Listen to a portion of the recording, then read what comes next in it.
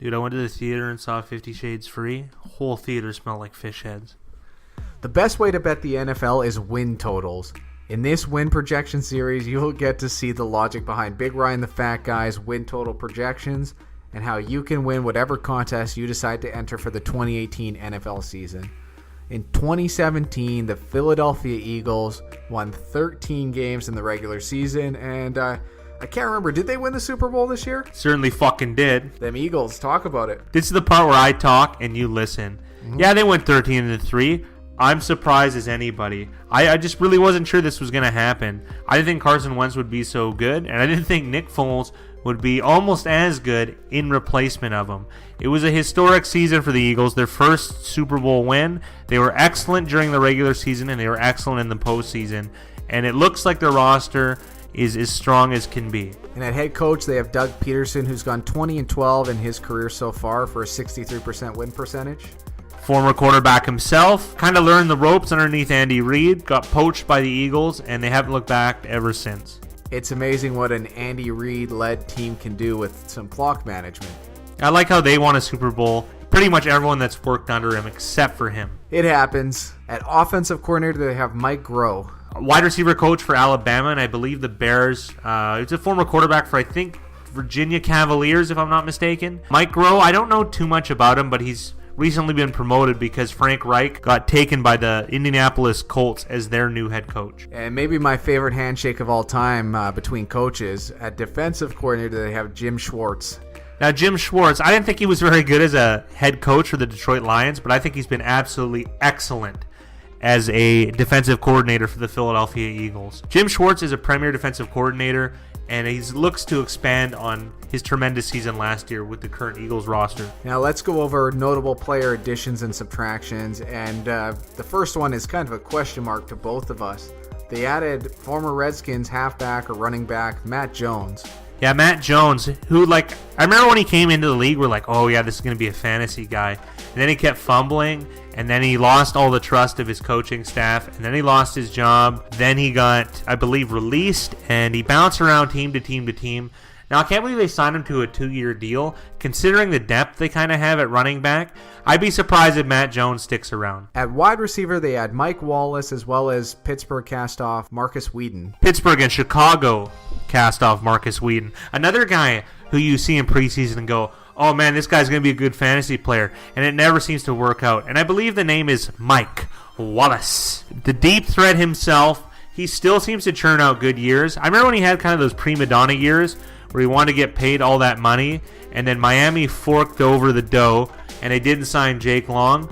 And then I think you can imagine when you don't have a left tackle and you have a guy that pretty much can just run go routes, how well it's going to go. It didn't go. But Mike Wallace has turned into a football player rather than a guy who runs wind sprints. So I think Mike Wallace is a good addition to this team. At tight end, they add Richard Rodgers as well as Dallas Goedert in the draft. Yeah, Dallas Goedert, he was a highly heralded tight end prospect in this draft. But like any tight end prospect, it could take a while. It usually will take a while. It's tough to be good in your first season. But I'm going to keep harking on the same tune. I'm not going to judge these rookies too much before I actually take a look at them. Because do we really know more than these general managers? We think we do, but we usually don't. So we're going to have to give him a chance. Now, Richard Rodgers, whose claim to fame is catching Hail Marys from Aaron Rodgers, he's going to have a change of scenery in maybe even a more successful team at the moment, the Philadelphia Eagles, with their most recent Super Bowl win. Richard Rodgers is really just a blocking tight end, but he can catch, and he is notable for the Rodgers to Rodgers connection in Green Bay, Wisconsin. They also added front runner Michael Bennett. Michael Bennett is a badass with a bad attitude. He needed a change of scenery for sure. I remember his just disgusting display of sportsmanship in Jacksonville. Now, I really shouldn't be commenting on disgusting displays of behavior if you've ever seen me eat, but it was really horrible. And Michael Bennett was really just a team cancer, more or less, for the Seattle Seahawks last year, and his brother wasn't much better on Green Bay. It'll be nice to see him take a reduced role. He's still going to be a bat out of hell if he puts the effort in, and I imagine in this scenario he's going to. Despite all the off-field stuff, Michael Bennett is still one of the most fun players to watch on the defensive side. Certainly is. And at defensive tackle, they add legend Haloi Ngata. Haloi Ngata, like one of the best defensive linemen the last 10 years. Such a badass. I remember him playing so well in those Pittsburgh Steelers, Baltimore Ravens matchups. He was in Detroit before this, and it's nice to see him get a shot on another team, on another contender, and he's going to be in the rotation. I really, really like Haloi Ngata. He's got a lot of weight to him.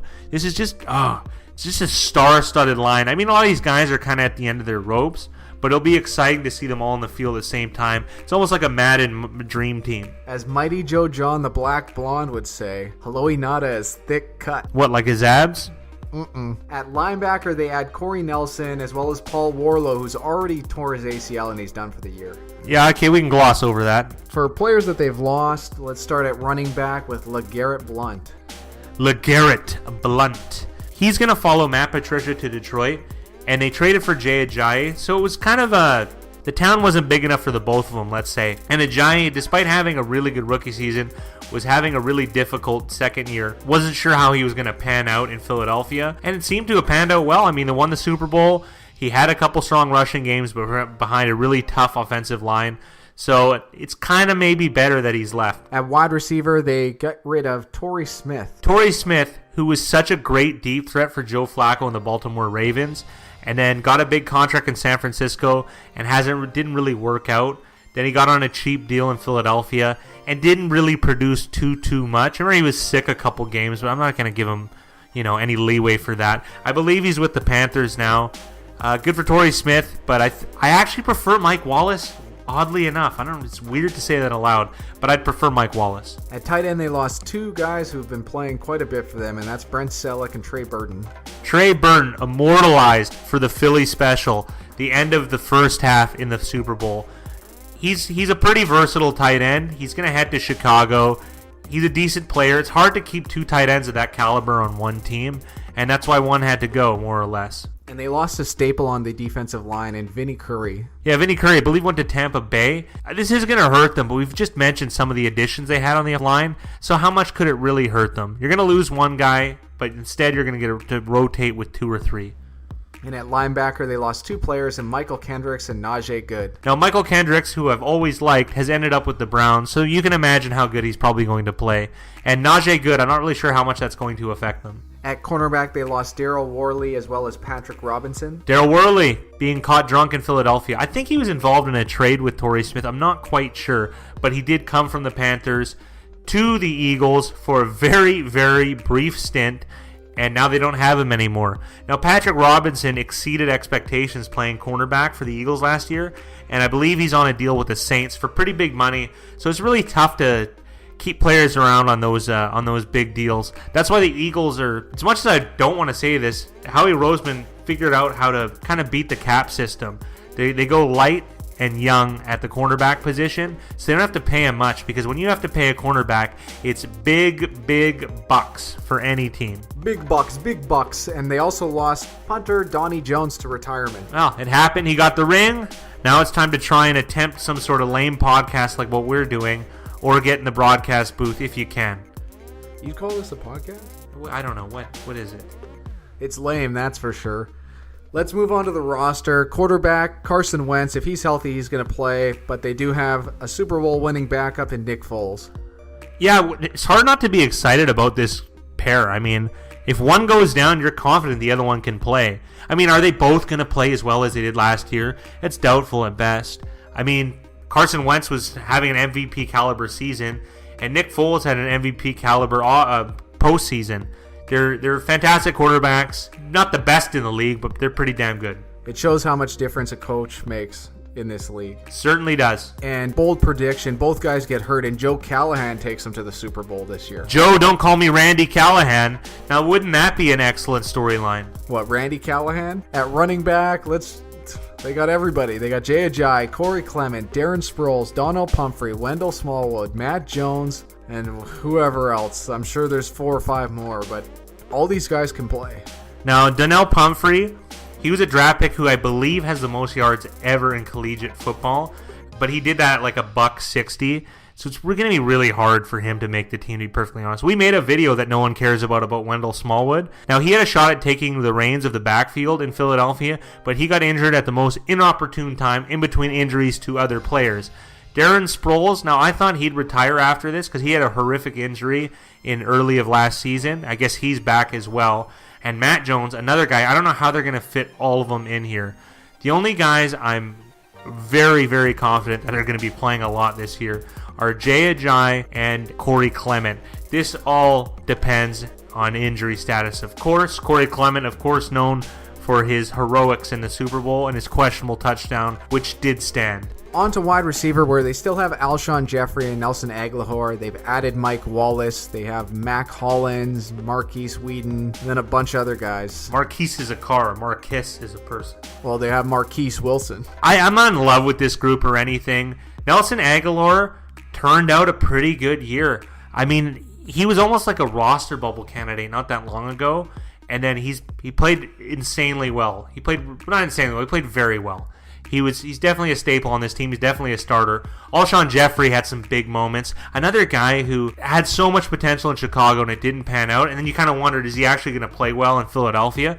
Well, last year he did. They won a Super Bowl. And Mac Hollins should be the third contributor. You also got Mike Wallace. There is some depth here. It's not the most amazing receiving core in the league, but it'll definitely get the job done. At tight end, they have Zach Ertz, Richard Rodgers, and Dallas Goedert. The sweet crew, let's be honest. Zach Ertz is probably the second best tight end in the league after Robert Gronkowski, of course. And don't say Robert Gronkowski isn't the best tight end in the league. I know there's a bunch of you that are going to rip us in the comments. Yeah, I'm wrong about a ton of shit. Gronk is the best tight end. Now you could argue, Travis Kelce's the second best tight end. Well, yeah, you're probably just some fantasy goof who likes guys who gets pitch passes. Zach Ertz is the second best tight end in the league. He's very good, and he's got a good group behind him in Richard Rodgers, who's a uniform veteran, and Dallas Goedert, who is a highly touted tight end prospect. But Travis Kelce is good with the ladies. If you can catch him. From left to right, they've got Jason Peters, who's going to be coming back from injury, so it'll be interesting to see if he plays. At left guard, Stephen Wisniewski. At center, Jason Kelce. At right guard, Brandon Brooks. And at right tackle, Lane Johnson. You'd be hard-pressed to know he's reading this off the screen with this cadence. Well, how about Halipulivati? No, I'll do it. I'm not even looking. Watch this. Halipulivati Vatai. Boom. Nailed it. First try. Speaking of nailing it, that's like Chance Warmack at a buffet. This is a loaded offensive line. Jason Peters, it's kind of sad that he didn't get to play in the Super Bowl when his team actually won a ring, but he's a Hall of Famer for sure. He's a converted tight end from Buffalo. Like, how does that even happen? Super athletic, unbelievable player. He tore his ACL and MCL, so I'm not sure how much can you come back and contribute at this age. I mean, the guy's a gamer. He'll probably put in a lot of effort, but it's going to be tough to be the Jason Peters of old. But if he is even close to it, he should be able to start on this offensive line. Stephen Wisniewski always gets looked over and bounced around. He was a great center in Oakland. He played on Jacksonville, and now he's starting at guard for the Philadelphia Eagles. Jason Kelce, brother of recently mentioned Travis Kelce, is playing center. Brandon Brooks putting in, I believe, a Pro Bowl season at right guard. Oh, and the steroid wonder, Lane Johnson, one of the most athletic right tackles. Really just a star at the right tackle position. This is loaded top to bottom. You even mentioned former first-round pick out of Tennessee, Chance Warmack, as a backup. And Halipulivati Vatai, did I get it right again? I'm not really sure. Yep. He filled in really well at left tackle during the season in absence of Jason Peters. So this offensive line overperformed last year. Can they keep up the same type of battle sense? I'm not really sure. But they are a good unit, and they are experienced, and I do expect them to be good this coming year. Moving over to the defensive side of the ball, on the defensive line, Derek Barnett, Destiny Veo, Fletcher Cox, Brandon Graham, Michael Bennett, Tim Jernigan, Elijah Qualls, Chris Long, fourth-round pick Josh Sweat, Haloi Nada, Steven Means. That's about it. It's not about it. You gotta end that with an exclamation point. There's a lot. And I really glossed over Fletcher Cox, Brandon Graham, Michael Bennett, Chris Long, Haloi Nada. These are excellent players. Yeah, these are big time players. Fletcher Cox might be the best interior lineman in the league. He probably is. I want to give a shout out to Destiny Veo. You got to be a pretty tough guy to walk around with a female stripper name in Destiny. Now, I'm not sure he's going to start necessarily, but you have so much depth between Bennett, Cox, Graham, Barnett, Nada. Am I missing someone? There's just so much depth here. Derek Barnett and Brandon Graham, they created that fumble at the end. Well, I think Graham created it and Barnett recovered it in the Super Bowl against Tom Brady, which pretty much locked up their victory. Fletcher Cox is an absolute animal. Oh yeah, there's Chris Long there too. Not my favorite player, but that's more politically aligned than anything. They're definitely a decent crew. This might be the best defensive line in the league. And of course, we just did a Jacksonville video where I probably said the exact same thing. They're definitely going toe-to-toe. These are a heavyweight battle for who's the best at defensive line between Philadelphia and Jacksonville. It's going to be exciting anyways. At linebacker, they have Nigel Bradham, Jordan Hicks, the newly added Corey Nelson, as well as Nathan Jerry, Joe Walker, Camu, Gruger, Hill. Not too much else here. Leroy Reynolds. You sound like you're just making this up as you go, honestly. I mean, he's got this in front of him, and I really, really don't know what the hell he's talking about. Yeah, there's a bunch of linebacker names here. This is where Jacksonville's a little bit better than they are. There's less star power at the linebacker position. I mean, Nigel Bradham might really work out here. I'm not really sure how well they're going to do at linebacker, but with your defensive line creating so much pressure, you don't really need to contribute much to the pass rush, I would imagine. So they're going to be more in pass coverage, I would think. So Jim Schwartz knows how to dial up exotic packages to get the defensive line to get there, and I think this linebacking core is going to have an easier job supporting that idea. At cornerback, they're highlighted by Ronald Darby, as well as shorty Jalen Mills. They have Sidney Jones, who's hurt right now, but could play at the nickelback position, as well as fourth-round pick Avonte Maddox and Devontae Bosby and DJ Killings. Sidney Jones could start pretty much anywhere at corner. I mean, they gave him that extra year. He was a second-round pick. See, he would have been a high first-round pick had he not had I believe it's an Achilles injury. So they gave him that redshirt year. I guess you get a ring for being on the team despite ever playing. So Sidney Jones, depending on health, could start conceivably anywhere in these cornerback spots. Maybe he is their best corner. Who knows? I remember Jalen Mills. He had a big gripe that he didn't make the Pro Bowl, which I thought was funny because I remember him giving up a plethora of touchdowns. So this isn't like, I wouldn't say it's their strength necessarily. It's not a weakness. At least they're young at cornerback, so they're athletic. But there could be some mental mistakes forthcoming. And one guy I forgot to mention is Rasul Douglas, a third-round pick from last year. So there's a chance he could play as well. Yeah, definitely. Also, let's not forget they gave up, 500 yards in the air in the Super Bowl. This isn't that good of a secondary. The defensive line, though, they can get after it. Yum, yum. And at safety, they have Rodney McLeod, Malcolm Jenkins, as well as familiar name Chris Maragos. Not much else here. Now, Rodney McLeod and Malcolm Jenkins, decent players. Chris Maragos has been around the Philadelphia Eagles for quite some time. Those safeties are, I wouldn't say highly heralded, but yeah, they're highly heralded. They're not my favorites, so I'll be perfectly honest. But they do play at a high level, and they do kind of cap off this Philadelphia Eagles defense. Michael Bennett was talking about this being a historically good defense. I'm not so sure, but it could be a historically good defensive line. And if you have a historically good defensive line, your defense as a whole is going to be good. And I tend to agree with that's what's going to happen. And also on offense, they're able to run and throw. And since they're balanced and they can control the clock, this defense is going to be put into positions to succeed. Good point, fat guy. And at kicker, Jake Elliott, do you think he can keep up this success? He had quite the first year. I always love how he was in Cincinnati before. Oh, yeah, he's not good enough. So they went with Randy Bullock instead of Jake Elliott, guy who made a 63-yard field goal or whatever against New York in one of the most exciting games of the year. Jake Elliott's got the leg. He's good enough. He's got the look. He's got the touch, as Roxette would say. What do you think the strength of this roster is? Offensive, defensive line, and I guess maybe quarter. There's a lot of strengths. I'm going to go offensive and defensive line. They're both very, very strong. Quarterback is just a shade behind, oddly enough. A good offensive line, a good defensive line. That's what's going to win you games. That's how they won the Super Bowl. That totally is how they won the Super Bowl. And what is the roster weakness? I'm not a big fan of this secondary, to be perfectly honest. On offense, I mean, wide receivers are okay, but it's not like a glaring weak spot or anything. Running back is okay too. I mean, maybe it's above average.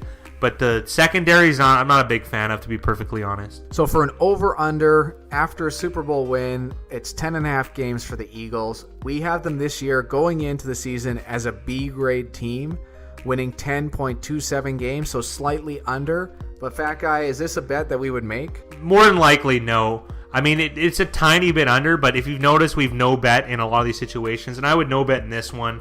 The one thing that makes me tickles me to almost bet the under is the expectations of a Super Bowl team are always highly inflated because they did just that, win the Super Bowl. So when everyone expects something too much, usually the reverse happens. It's very hard for a Super Bowl winning team to repeat that type of success, especially with the type of scheduling that they have. It's a no bet, but it could be difficult for the Eagles despite the talent they have on this roster. Hit the like button if you agree with Big Ryan the Fat Guy. Give us a comment below with how many games you think the Eagles will win next season. And subscribe for more non sequiturs and NFL projections.